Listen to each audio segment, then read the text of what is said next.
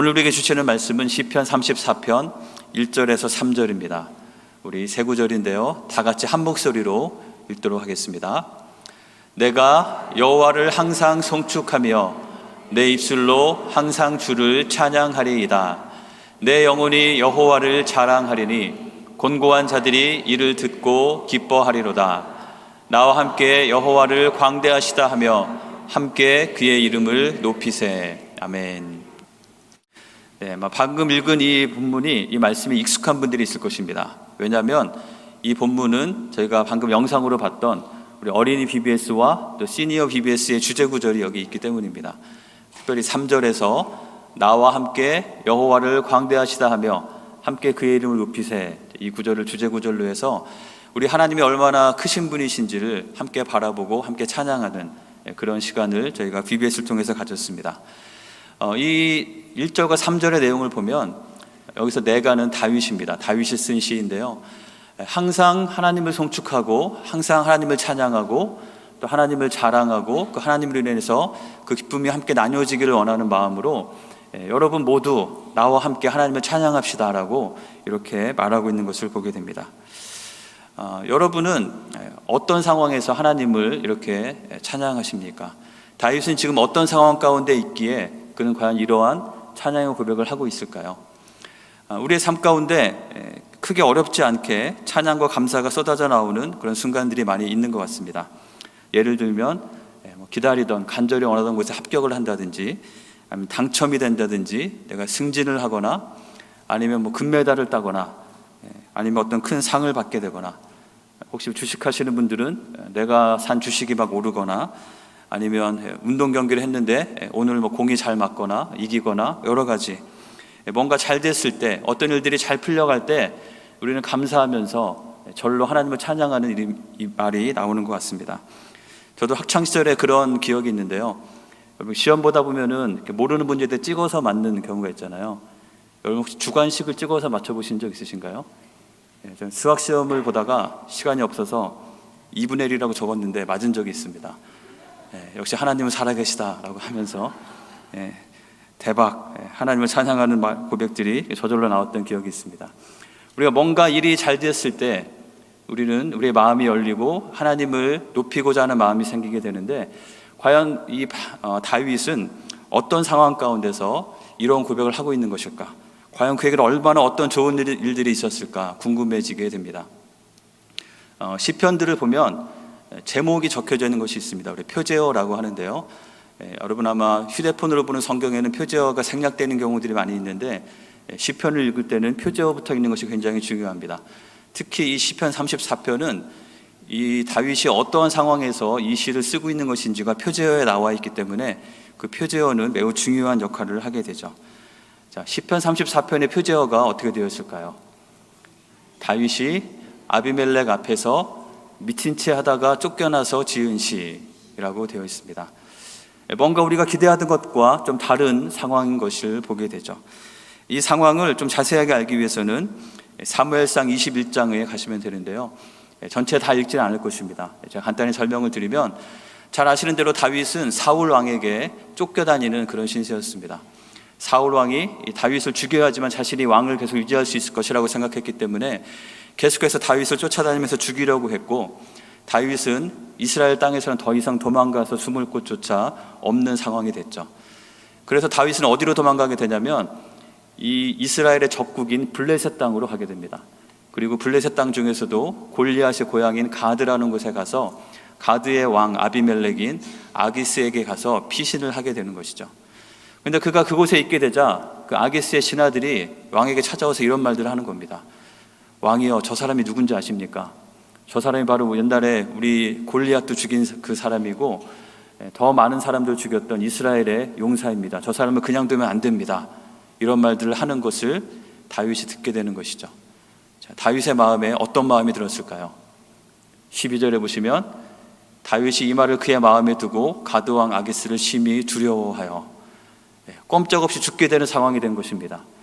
자신의 땅에서도 있을 곳이 없어서 심지어 적국으로 망명을 왔는데 그곳에서도 자기의 정체가 탄로가 나서 이제는 그냥 잡혀서 죽을 수밖에 없는 그런 상황에서 두려워하고 있던 다윗이었던 것이죠. 그 다윗은 어떻게 하게 되냐면 13절에 보시면 그들 앞에서 그의 행동을 변하여 뭔가 이상한 행동을 막 하기 시작하는 겁니다. 어떤 행동을 했냐면 미친 채 하고 대문짝에 그적거리며 침을 수염에 흘리매, 미친 사람처럼 행동을 하기 시작한 것입니다. 여기저기 막 돌아다니면서 이상한 소리를 하고 대문짝에 그적거리며, 이게 무슨 뜻인가 제가 언어 뜻을 찾아보니까 문에 달라붙어서 문을 막 긁기도 하고 문을 두드리고 하는, 누가 봐도 너무 이상한 행동을 하는 것입니다. 그리고 이 사람 뭐야 하고 보니까 입에는 침을 질질 흘려서 수염에 침이 흐르고 있는 아주 더럽고 이상한 행동을 하고 있는 것이죠. 그런 모습을 본 아기스 왕이 이렇게 말하죠. 미치광이로다. 나한테 미치광이가 부족해서 이런 미치광이를 내 앞에 데려왔느냐, 당장 쫓아내라 라고 해서 다윗은 극적으로 자신의 생명을 유지하게 된 상황인 것입니다. 자, 이렇게 해서 쫓겨나서 자신의 생명을 겨우 보존한 그 상황에서 지은 시라고 이 시의 제목이 되어 있습니다. 자, 우리는 상황을 염두에 두고 우리 1절, 2절, 3절 다시 한번 보겠습니다. 다윗이 뭐라고 고백하고 있습니까? 내가 여호와를 항상 송축하며, 이 항상이 그냥 보통 항상이 아니라는 것을 우리가 알 수 있는 것이죠. 뭔가 일이 잘 되거나 아니면 최소한 좀 평안할 때 하는 그 송축함이 아니라 지금 자신은 가장 인생의 비참한 상황에서 겨우겨우, 심지어 미친 척을 하면서 겨우 목숨을 부지한 그 상황에서도 나는 여전히 항상 하나님을 송축하고 그 이름을 찬양한다고 말하고 있습니다. 근데 거기서 그치지 않습니다. 2절에 보시면 내 영혼이 여호와를 자랑하리니, 그냥 나 혼자 하나님을 송축하는 것까지는 괜찮은데 자랑한다는 것은 누구한테 말한다는 것이죠? 다른 사람들에게, 나의 입으로만이 아니라 나의 영혼으로 하나님에 대해서 자랑하겠다라고 말합니다. 그래서 그러한 나의 자랑을 들은 그 공고한 사람들은 그들의 마음에도 나의 마음에 있는 기쁨이 전해질 것이다 라고 하면서 3절에서는 3절 같이 한번 읽어볼까요? 나와 함께 여호와를 광대하시다 하며 함께 그의 이름을 높이세. 여러분도 함께 나와 함께 이 놀라운 하나님을 찬양합시다 라고 말하고 있는 것이죠. 다윗은 어떻게 이러한 고백을 할 수 있었을까요? 어떤 사람은 진짜 미쳐서 그런 것 같다라고 말하기도 합니다. 하지만 다윗이 정신이 나가서 그런 것이 아니라 그는 온전한 정신이었지만 그의 마음 가운데는, 그에게는 하나님과의 관계 가운데 그 어떤 것도 흔들 수 없는 하나님과의 그 비밀이 있었기 때문에 이러한 고백을 하며 이러한 삶을 살았던 것을 보게 됩니다. 우리도 살아가다 보면 항상 우리의 삶 가운데 좋은 일들만 있으면 좋겠지만 우리의 삶에도 이러한 곤고함과 두려움과 환난과 어려움들이 찾아오게 되곤 합니다. 그런 일이 오게 되면 우리는 하나님 앞에 때로 원망하는 마음을 갖기도 하죠. 아마 다윗도 그런 생각이 들지 않았을까 싶습니다. 나를 그냥 목동으로 살게 두시지 왜 나를 부르셔서, 내가 뭐 왕이 되고 싶다고 기도한 것도 아닌데 나를 왕으로 삼으시겠다고 하더니 이게 무슨 고생입니까? 하나님 나한테 왜 이러십니까? 라고 그는 하나님을 원망할 수도 있는 그런 상황이었던 것입니다. 하지만 그럼에도 불구하고 다윗은 그런 원망으로 나가는 것이 아니라 그의 삶에는 여전히 동일하게 항상 하나님을 송축하고 찬양하고 자랑하며 하나님을 높이는 그러한 영혼의 고백이 그에게 있었던 것을 보게 됩니다.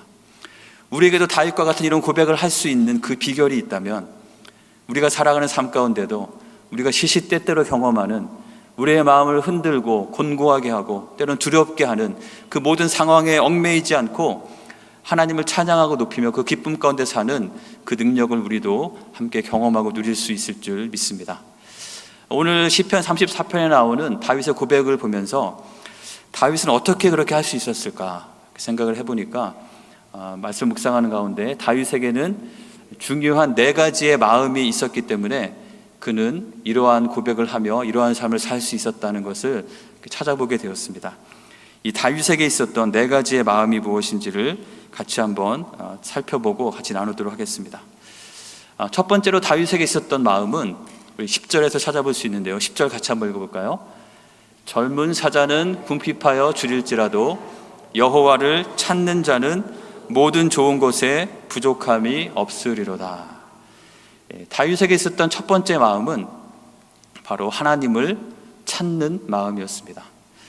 그의 삶 가운데 어떤 상황들이 생길 때, 어떤 어려움이 있을 때, 어떤 답답함들이 있을 때 그는 하나님을 먼저 찾는 그런 마음이 그에게 있었던 것이죠. 여러분은 여러분에게 어떤 궁핍함이나 어려움이 있을 때, 답답함과 억울함과 막 속이 터지는 상황이 생겼을 때 어디로 여러분의 마음이 향하여 지십니까? 어떤 분은 넷플릭스를 켜거나 아니면 유튜브를 보거나 아니면 SNS를 통해서 뭔가 그냥 그 스트레스를 잊으려고 하는 사람도 있는 것 같습니다. 어떤 사람은 알코올로 나아가기도 하고 어떤 사람은 폭식을 통해서 이것을 잊어보려고 하기도 합니다. 또 어떤 분들은, 많은 분들은 전화기를 꺼내 들어서 내 편을 들어줄 사람이 누구인지를 열심히 여기저기 전화를 돌리면서 찾기도 합니다. 그것이 우리의 모습이지만 다윗은 자신에게 마음의 공고함과 마음의 흔들림이 있을 때 그의 마음은 누구를 찾는 마음이었습니까? 바로 하나님을 찾는 마음이 그에게 있었던 것이죠. 그의 마음은 언제나 하나님을 향하여 기울어져 있었고 하나님을 향하여 나아가는 마음이 그에게 있었기 때문에 그런 하나님을 향해 나아가는 자에게 주시는 하나님의 그 놀라우신 은혜와 그 풍족하게 채우시는 것을 경험하면서 그것에 대해서 말하고 있는 것입니다. 이 하나님을 찾는 마음은 오늘 시편 34편에 보면 여러 가지 다른 표현들로 표현되어 있는데요. 4절에 보면 내가 여호와께 간구하매, 간구한다는 것은 어떻게 하는 것입니까? 간절히 구하는 것이죠. 내 마음의 소원을 다른 누구에게가 아니라 바로 하나님께 나아가서 하나님께 간절히 구하는 것입니다. 그랬을 때 하나님께서는 그것에 응답하셨고 내 모든 두려움에서 나를 건지셨도다 라고 그가 고백하고 있는 것이죠. 또 하나님을 찾는 마음은 어떤 양상으로 나타나게 됩니까? 주를 앙망하는 것. 앙망한다는 것은 무슨 뜻일까요? 늘 바라고 기다리고 사모하고 그것을 향하여 있는 것입니다. 주를 향하여 주를 앙망하는 자에게는 광채가 나서 그 얼굴은 부끄럽지 않을 것이다 라고 고백하고 있습니다. 마치 해바라기가 계속해서 해를 따라가면서 그 더 많은 햇볕을 받고 해바라기 꽃이 활짝 아름답게 피는 것처럼 우리가 늘 언제 어느 상황에서든지 하나님을 찾고 하나님을 앙망하는 모습이 있을 때 하나님의 빛이 우리 가운데 비추어져서 우리의 얼굴은 부끄러움과 수치의 그림자가 없는 그런 삶을 살게 되는 줄 믿습니다. 하나님을 찾는 모습은 6절에 보시면 부르짖는 것으로 나타나게 됩니다. 나의 답답함이 있을 때, 나의 곤고함이 있을 때 하나님 앞에 나아가서 부르짖어 기도하는 것입니다. 그리고 8절에는 그에게 피하는 자는 복이 있도다. 다른 곳으로 나의 피난처를 삼는 것이 아니라 바로 하나님을 나의 피난처로 삼고 그 하나님만을 의지하고 나의 모든 것을 아시는 그 하나님께 나아가서 쉬는 것, 그것이 바로 하나님을 찾는 마음인 것이죠. 그런 자에게 하나님은 그 기도를, 그 부르짖음을, 그 간구를 들으시고 구원하시고 여호와의 천사를 보내주셔서 우리를 보호하시고 하나님의 선하심을 맛보게 하시는 그런 하나님이신 것입니다. 우리 사랑하는 모든 성도님 한 분 한 분의 마음 가운데 이런 하나님을 찾는 마음이 늘 가득하시기를 간절히 축원합니다. 여러분의 삶의 모든 상황들 가운데서 나의 마음은 어디를 향하여 있을까? 나의 마음은 누구를 향하여 기울어져 있는가?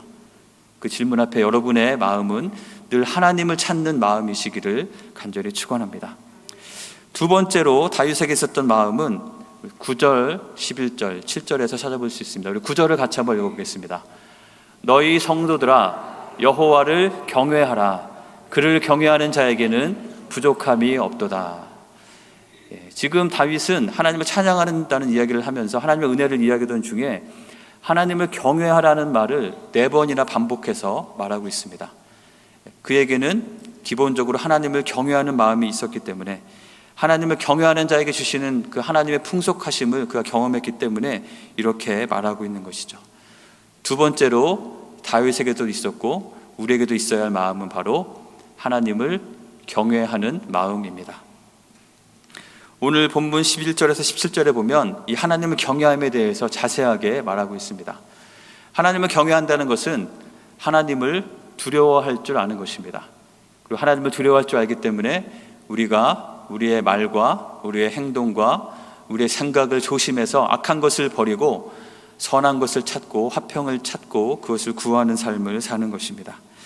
그런데 15절에서 17절에 보면 이 하나님을 경외함을 실천하기 위해서 한 가지 중요한 지침을 우리가 기억해야 될 것 한 가지를 이 다윗이 우리에게 말해주고 있습니다.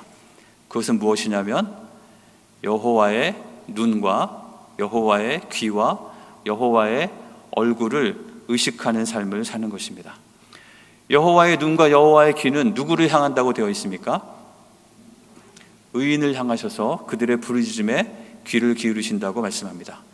여호와의 얼굴은 누구를 향한다고 되어 있습니까? 악을 행하는 자를 향하셔서 그들의 그 악한 자취를 땅에서 끊어버리시는 분이시다라고 말하고 있는 것이죠. 여호와의 눈과 여호와의 얼굴, 하나님은 의인과 악인들, 우리 모두를 향하여 우리를 보고 계신 그런 분이라는 사실인 것이죠. 누군가가 나를 보고 있다는 것을 우리가 기억할 때 우리는 우리의 행동거지를 더 조심하게 되는 것이죠. 지금 만약에 이곳에 아주 많은 카메라를 제가 설치해서 여러분 한 분 한 분을 다 클로즈업을 한 다음에 그 영상을 더 바깥에 큰 화면에 한 사람 한 사람의 모습을 다 찍어서 만약에 지금 실시간으로 방송을 한다면 여러분 어떠실까요? 굉장히 좀 부담스러우시겠죠. 그리고 좀 앉는 것도 좀 더 똑바로 앉으려고 노력하게 될 것이고, 저희도 지금 지난주부터 조명을 새로 하면서 저에게 생긴 한 가지 문제가 있는데요. 우리 유튜브 방송에 나가는 화면이 화질이 좋아졌습니다. 그래서 이전에는 화질이 안 좋았기 때문에 머리가 좀 헝클어져 있어도 얼굴에 잡티가 있어도 표시가 안 났는데 이제는 점점 더 많은 것이 보이게 되면서 제가 예배드리러 오기 전에 머리를 한 번 더 빗고 와야 되는 그런 상황이 된 것이죠. 내가 누군가에게 보여지고 있다, 누군가가 나를 보고 있다는 그 사실을 기억하는 것, 특별히 하나님께서 나를 바라보고 계시다는 그 사실을 기억하는 것이 하나님을 경외하는 삶의 중요한 비결이라고 말하고 있는 것이죠. 우리 하나님은 전지전능하신 하나님이십니다.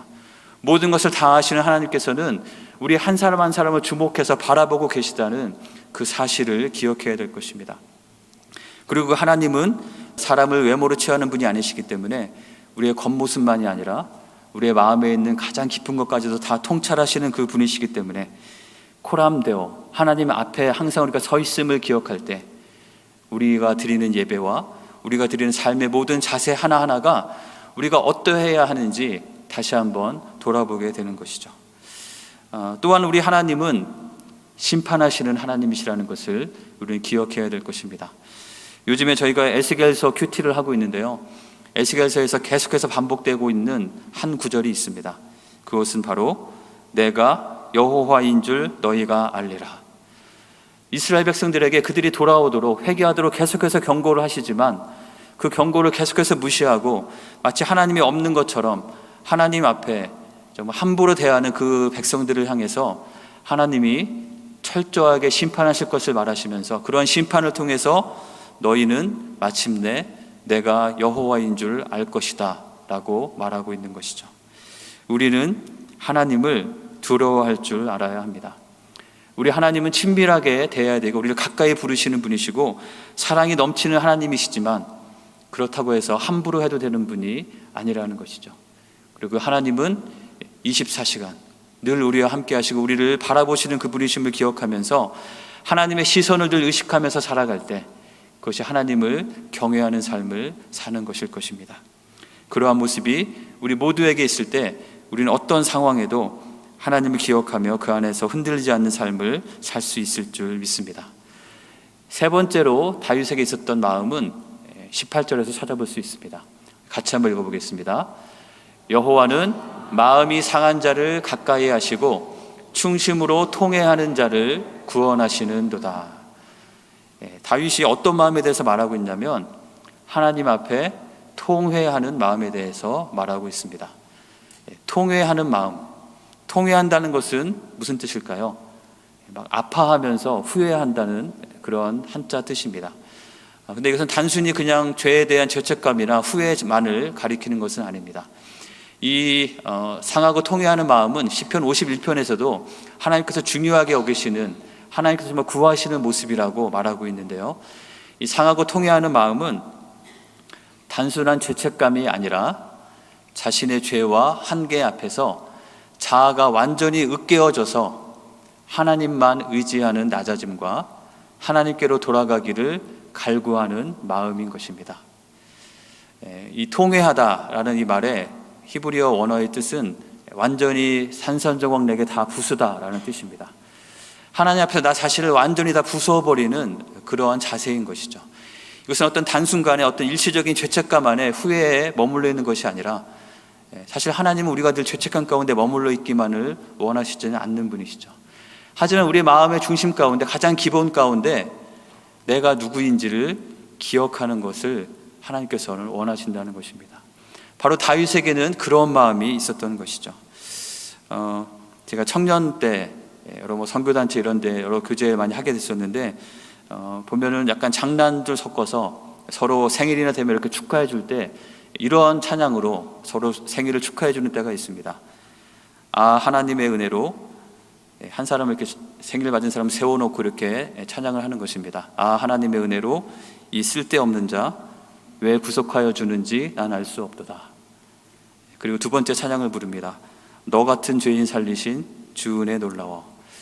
자, 만약에 여러분들에게 저희가 그렇게 한 분 한 분을 축복해 드린다면 기분이 어떠시겠습니까? 내가 부족하다고 하는 건 이해가 됐지만 왜 당신들이 나한테 너 같은 죄인이라고 하느냐라고 아마 기분이 상하시는 분도 혹시 있을지 모르겠습니다. 하지만 통회하는 마음은 무엇이냐면 하나님 앞에 내가 정말 누구인지를 겸손하게 인정하는 것이죠. 그리고 정말 이 쓸데없는 자를 구원하신 그리고 부르신 하나님의 그 은혜를 기억하면서 그 하나님 앞에 늘 겸손하고 낮아진 마음을 유지하는 것입니다. 그런 마음이 그 가운데 있을 때 다윗에게는 그런 마음이 있었기 때문에 하나님 도대체 나한테 왜 이러십니까? 왜 나를 이렇게 괴롭히십니까? 라고 그가 하나님 앞에 원망하지 않고 하나님 그저 내가 구원받은 것, 내가 지금 나의 생명이 유지된 것 자체가 하나님의 은혜입니다라고 하면서 나는 자격 없는 자이지만 하나님의 그 놀라운 은혜를 늘 기억하며 하나님께 감사하는 삶을 그가 살 수 있었던 것이죠. 우리 모두에게도 이 고백이 분명히 있어야 할 줄 믿습니다. 내가 나의 경험과 나의 잘남과 나의 능력을 가지고 내가 무언가 하나님을 위해서 대단한 일을 한다고 착각하지 않아야 할 것입니다. 우리 모두는 하나님 앞에 그저 겸손하게 통회하는 마음으로 그저 하나님의 은혜에 감사하는 마음으로 늘 설 때 그것이 바로 우리의 상황과 관계없이 하나님의 은혜를 기억하고 붙들 수 있는 비결이 되는 줄 믿습니다. 저는 그 표현이 되게 좋은데요. 우리의 마음이 하나님 앞에 통회함으로 낮아지면 낮아질수록 우리가 더 깊어져서 하나님의 은혜를 담을 수 있는 용량이 더 커진다. 여러분의 마음이 높아진다면 그만큼 하나님의 은혜를 담을 수 있는 곳이 없게 되는 것이죠. 그저 얕은 그냥 평평한 접시반도 못한 그런 마음이 된다면 하나님의 은혜가 우리에게 부어지고 머물 수 있는 공간이 없어지게 되는 것입니다. 하지만 내가 정말 누구인지를 하나님 앞에 겸손하게 인정하고 낮아진 마음을 가지면 가질수록 더 많은 하나님의 은혜가 우리에게 머물게 되고 그 은혜로 말미암아 하나님께서 주시는 기쁨 가운데 살아가는 우리가 될 줄 믿습니다. 마지막으로 다윗에게 있었던 그 마음은 19절에서 22절 그리고 사실 34편 전체에서 찾아볼 수가 있습니다. 그는 의인에게는 고난이 많지만 여호와께서는 그 모든 고난에서 건지신다라고 고백합니다. 그 모든 뼈를 보호하시고 하나도 꺾이지 않게 하시고 악인을 죽이시고 의를 미워하는 자를 벌하시고 여호와께서 그의 종들의 영혼을 속량하셔서 그에게 피하는 자는 다 벌을 받지 않게 구원하신다라고 고백하고 있는 것이죠. 마지막으로 다윗에게 있었던 마음은 바로 하나님의 구원을 기억하고 감사하는 마음이 그에게 있었던 것입니다. 이미 그의 삶 가운데 경험했던 하나님께서는 때로 의인들이 고난을 당하게 하기도 하시지만 그것으로 끝내시는 분이 아니라 그 가운데서 반드시 건지시고 하나님의 공의를 나타내어 주시고 하나님의 백성들을 반드시 구원하시는 분이시다. 하나님께서 이미 나의 삶 가운데 이루어 주셨던 나를 건져주시고 구원하신 그 놀라운 일들을 기억하면서 과거의 내가 현재의 나에게 와서 간증하고 있는 그런 말을 하고 있는 것이죠. 하나님은 바로 이런 분이셨잖아 라고 나 스스로에게 말하면서 그런 하나님을 기억하고 내 눈앞에 보이는 것들 인하여서 흔들리지 말라고 자신에게 말하고 있는 것입니다. 특별히 이 본문에 있는 20절은 그의 모든 뼈를 보호하시며 그 중에서 하나도 꺾이지 아니하도다 라는 이 말씀은 십자가에서 달리신 예수님의 대해서 예표하는 예언의 말씀 중에 하나입니다. 예수님께서 십자가에 달리셨을 때 그의 뼈가 꺾이지 않고 보호되었던 것이 바로 이 예언의 성취로 보는 것이죠. 여러분의 삶 가운데도 이미 하나님께서 행하신 많은 은혜가 있을 것입니다. 우리 이번에 BBS를 하면서 하나님의 은혜에 대해서 감사하는 글을 쓰는 시간이 있었는데요, 한 분 한 분이 아주 정말 진솔하게 하나님의 은혜를 고백하는 그런 글들을 쓰신 것을 제가 읽어볼 수 있는 기회가 있었습니다. 제가 쓰신 분들한테 허락을 미리 못 구했기 때문에 제가 그 내용을 그대로 직접 인용해서 말씀드리지 못하지만, 나에게 이러한 일이 있었을 때 그때 나를 이렇게 건져주신 하나님을 내가 지금도 기억하고 살아계신 하나님을 믿습니다 라는 그런 고백들이 하나하나가 너무나 귀했습니다. 우리의 삶 가운데 이미 행하신 하나님의 그 은혜를 기억하시는 한 분 한 분이 되시기를 바랍니다. 그리고 그 어떤 것도 흔들 수 없고 바꿀 수 없는 역사적인 사실로 증명되어 있는 예수님께서 이 땅에 오셔서 우리 죄를 위해서 십자가에 달려서 죽으시고 부활하신 그 사건, 그것으로 말미암아 누구든지 주를 믿는 자에게 하나님의 자녀가 되는 권세를 주시고, 지금도 우리와 함께 하시며 우리 삶을 인도하시고 우리를 하나님의 자녀로 삼으셔서 하나님 나라를 위해서 살게 하시는 그 놀라운 은혜를 받은 우리라는 것을 기억하시는 한 분 한 분 되시기 바랍니다. 그러한 마음이 우리 가운데 있을 때 우리는 상황에 관계없이 늘 하나님을 찬양하고 높이는 삶을 살 수 있을 줄 믿습니다. 오늘 말씀을 정리하면, 다윗과 같이 항상 하나님의 이름을 높이고 찬양하며 그 기쁨 가운데 그 기쁨을 증거하고 주변 사람에게도 그 기쁨을 나누는 삶을 살기 원하신다면, 우리가 점검해야 될, 다윗에게 있었던 그 마음이 나에게도 있는지 점검해야 될 마음들은 이것입니다. 여러분에게는 하나님을 찾는 마음이 있으신가요? 있겠지만 그 마음은 지금 어떠한 상태이신가요? 여러분이 하나님을 정말 두려워할 줄 알고 경외하는 마음은 어떠하신가요? 여러분 하나님 앞에 좀 겸손하게 통회하는 마음이 어떠하신가요? 그리고 하나님의 이미 나에게 주신, 내가 이미 경험한 하나님의 그 은혜를 기억하고 하나님의 그 구원에 감사하며 하나님을 높이고자 하는 그런 마음이 여러분에게 있으신지요? 혹시 어느 하나가 나에게 좀 소홀해졌거나 희미해졌다면 지금이 바로 하나님 앞에 구하면서 내가 다윗과 같이 늘 하나님을 찾고 늘 하나님께서 나를 바라보심을 기억하면서 하나님을 두려워할 줄 알면서 하나님의 그 시선을 의식하면서 하나님을 경외하는 삶을 살고, 또 하나님 앞에 통회하는 마음으로 내가 누구인지를 늘 기억하면서 하나님의 그 놀라운 구원과 하나님의 은혜를 기억하고 감사하는 삶을 살기 원한다고 주님 앞에 고백하시는 한 분 한 분 되시기 바랍니다. 그럴 때 주님께서는 우리의 그런 기도를 들으시고 우리의 그런 마음들을 회복시켜 주셔서 우리가 우리의 상황에 관계없이 하나님을 붙잡고 하나님을 찬양하며 그 은혜를 증거하며 사는 그런 삶을 살게 하실 줄 믿습니다. 그러한 놀라운 은혜를 경험하시는, 그러한 능력 있는 삶을 살아가시는 우리 한 분 한 분 되시기를 주님의 이름으로 간절히 축원합니다. 주신 말씀 기억하면서 함께 기도하겠습니다. 이 시간 기도할 때 나의 마음에 정말 이런 마음이 있는지 다시 한번 돌아보고 점검하면서 기도하기 원합니다. 모든 상황에 하나님을 찾기 원합니다. 하나님을 경외하고 두려워할 줄 아는 그런 마음을 갖기 원합니다. 하나님 앞에 나 자신이 누구인지를 정말 통회하며 낮아진 마음을 늘 갖기 원합니다.